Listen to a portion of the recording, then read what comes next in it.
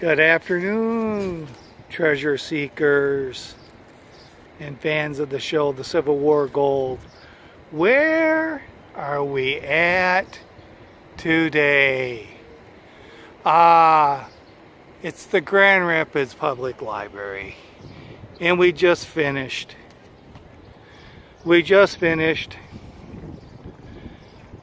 And we didn't come up with what we were looking for. Maybe we'll come back. It wasn't needed. But we'll just wanted to show you where we were at today. And we'll finish the vlog a little bit later. Trying to do a little fancy editing. Give you different parts of or different segments anyways, put together. First time I've been to the Grand Rapids Public Library. It's located in the Heritage Hills area of Grand Rapids. It's sort of an historic area. It's very nice. Maybe we'll come back and go here again, and then we'll do a vlog on an area called Easttown for the eclectic and hipster viewers of my vlog. I think there may be somebody like that, maybe one. So anyways, a little bit more about today and then we'll do a recap of Tuesday's show. Until then, aloha. Good afternoon, treasure seekers and fans of the show Civil War Gold.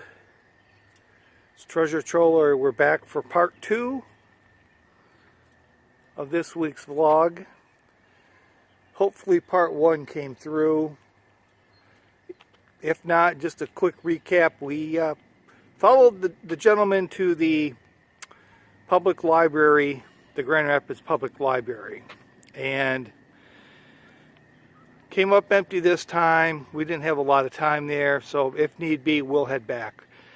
You're seeing we're at, it's called Potawatomi Park in Grand Haven.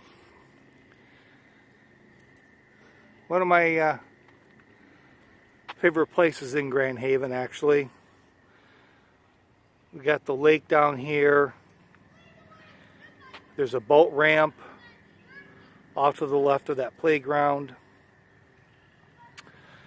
And we have some really nice picnic areas. So let's talk a little bit about this week's episode. There's not really too much to say. Not really. I don't care about the tunnels. I try to keep my focus on, if the gold is in Frankfort, it doesn't matter if there was a tunnel underneath the street or 2 or 3 tunnels to different houses in Grand Haven. It doesn't matter. It doesn't matter what they find at Pritchard's house in Allegan. Their theory is the gold came to Muskegon. So that's where I keep my focus. They went to the Grand Rapids Library, and once again they ignored the obvious and focus on the obscure. One little very subjective sentence, I went back. And that's the gold right there, people.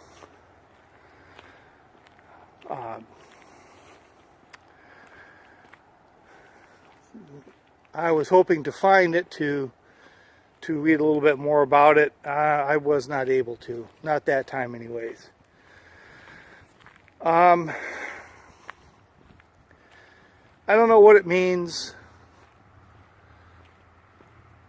I don't know if if the skirmish and the capture were in two different places, I thought they were the same place.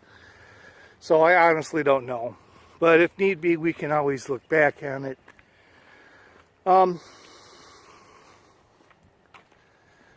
It's not something that I just find worth digging that heavily into.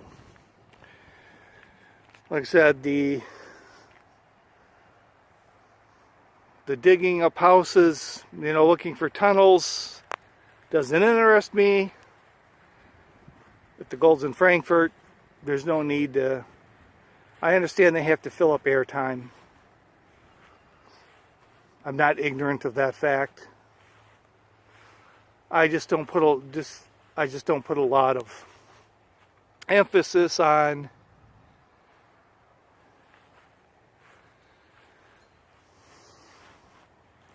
looking for tunnels in Muskegon.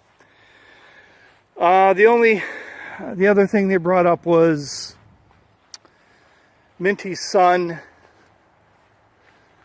and finding evidence of him on a census in 1910. We'll talk about him first, and we'll go back to Pritchard. They are they are correct. Minty's son did live in Muskegon. I'm fairly certain he knew Charles Hackley. His uncle was George Abbott, and Minty was married to Grace Abbott. So his uncle worked at the Hackley National Bank. He was a vice president and I think president at one time. So it would be quite reasonable to assume that he knew Charles Hackley. And they found him on a census in 1910. And that's correct. And I'll throw you one better. He was on another, you could call it census, in 1911. That was his obituary.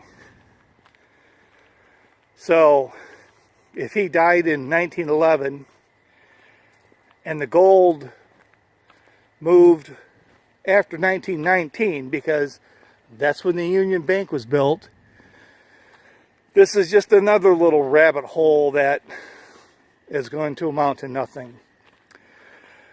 Pritchard, the poor school teacher turned rich.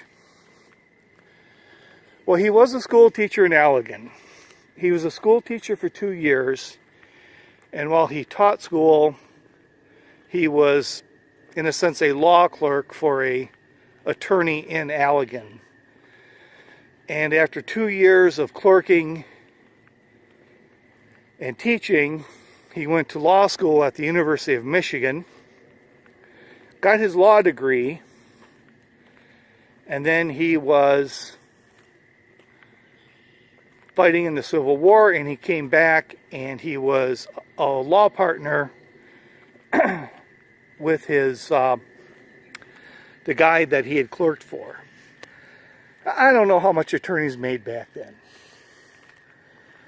but I'm just saying that he was a teacher for a very brief time. He also had received a promotion during his days as an officer. He also received a $3,000 bonus for the capture of Jefferson Davis. Again, coming back with $3,000. Did it start a bank? I don't know. But I'm just saying that this poor guy was nothing more than a school teacher, and he lived large. It isn't exactly the way it was. So, that's the episode. I still I still sort of think that, you know, you have to remember with this 19, like I said in last week's episode, how they're not really mentioning dates anymore. They're just giving you the theory of it, like the boxcar being thrown over. That's for the most part because of that 1919 date. Ackley's dead by then. Minty's dead by then. I'd have to look at Richard, but even Minty's son is dead by then. I said in last year that George Abbott was going to be the guy, and it still may turn out to be that way. He was the only, and he was died in maybe 1921, and so it's not all that much past that he was alive for all this to happen. So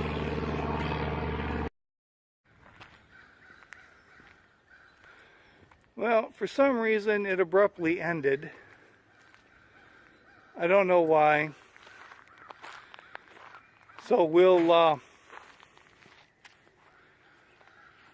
we just may have to make if this all comes through, you're going to see 3 segments. Then the second one just kind of cut out, and maybe I'll do a separate vlog kind of answering those questions. So that'll be the conclusion. Nothing really new here. Forget about all the tunnels. Forget about Minty's son. It's not going to amount to anything because the gold's in Frankfurt. The gold's in Frankfurt, and the guy died in 1911, way before the gold was moved. So with that, Treasure Troller saying aloha and good day.